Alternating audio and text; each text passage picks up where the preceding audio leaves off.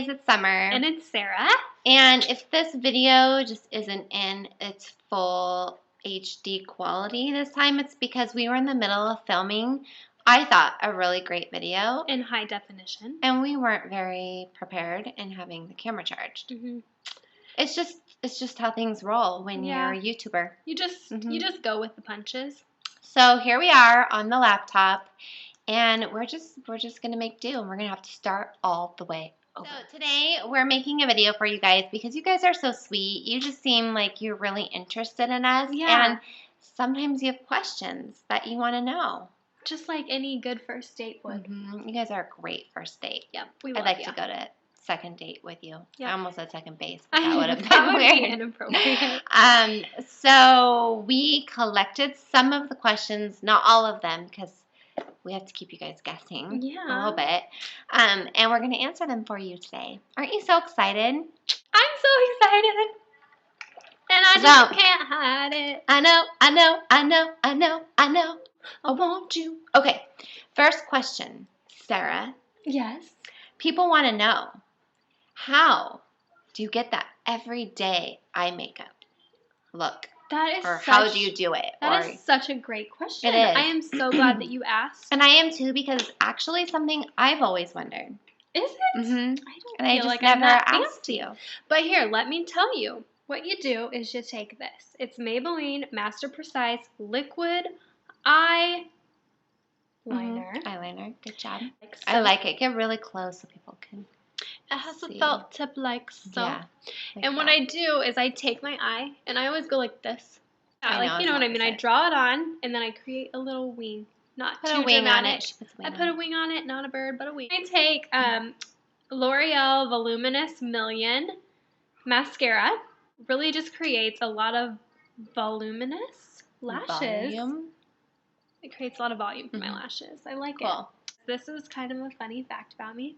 When I was in probably 5th or 6th grade, I sat in front of my bathroom mirror and I tweezed off this half of both my eyebrows. I just wonder, like, what kind of a look were you going for? I don't know. I think I just was like going for a really thin look. And I just went crazy. And then all of a sudden I'm like, crap, I don't have any eyebrows. They never grew back. So a lesson to you over pluckers. Stop. Mm-hmm. So no eyeshadow. You skip the whole eyeshadow. I mean, if I'm going out at night, for nighttime looks, I do eyeshadow. But for the day, I not so much. don't have the time. Question number 2. How old are we? You guys want to know how old we are. And I'm not afraid to tell. I'm 27. I am 34 and a half. And a half? Mm-hmm. I'm 27 and a half. Well, almost and a half. I'm just really excited to be 35. Are you? Mm-hmm. Because why? How do we deal with getting older? So this is the next question. People want to know, how do we deal with getting older? And I think there's like kind of a twofold question, like emotionally, how do you deal with it? And then physically, how do you deal with it? And for me, I'm really excited about getting older because I feel like for the most part, the older you get, the calmer you are and the less like stressed out and anxious. And I don't know. I mean, I think if you're living life the right way and trying to learn, then getting older will actually be like better. Physically, I am always trying new like anti-aging products, but I am definitely getting like these lines here. I have a little bit of crow's feet. I have bangs. I got bangs once I started getting bangs, deep. not Botox. Okay. Yeah, for now. I mean, I don't love the fact that my face is changing and my body, my metabolism is changing, but it's not the end of the world. It doesn't depress me because there's just bigger issues than that. I deal with it I try to really have the mindset of, you're like a fine wine and you just get better with time. You do. And I really just try to be excited about where my life is taking me and the direction it's headed. And I think that as you get older, you get wiser. And like you said, you get more calm and you don't care nearly as much about what others think of you. And as I've gotten older, I'm just like, who cares? Brush the haters off. Yeah. Moving on. Move off. I don't need you. You're lost. I feel like just in a year that we've been friends, we've gotten better. Yeah, we have. Age. Somebody asked us to share a funny birth story. like childbirth story. We didn't really have any. I mean, I guess there could be some funny moments. Like I, with Taylor, could not, and I know we're not supposed to be talking about poop, but it's a part of life, people. Everyone poops. Didn't you read the book? So anyway, when I was like in full-on labor at the hospital before I got my epidural, every time I got a contraction, I felt like I needed to go. And so I went to the bathroom and like stayed in there because there was just every contraction, every 2 minutes I was having to go, and I was not going to go on the bed.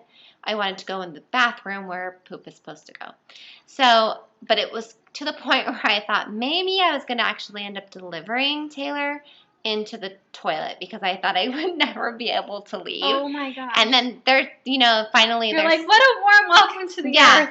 Finally, like, when they say water birth, I'm pretty sure they don't mean it in the toilet. So, like, the nurse is outside going, Summer, if you come out, we have the epidural ready for you. And all of a sudden, I was like, entice you with the epidural. Yeah, totally. I was like, flush out. And then, like, the moment I got the epidural, the pooping stopped. I think I just got it all out of my system. So, okay. For me, mine is that Joya was born with a cone head, and Ty wasn't sure what to make of this cone head. He kind of thought that she had a birth defect. And he was questioning how he was going to love his child. I felt bad because I never explained to him that, it happens. It gets a little, cone-like once they sit in that birth canal. And so he was like kind of quiet, and then all of a sudden he piped up, and I could see the fear in his eyes.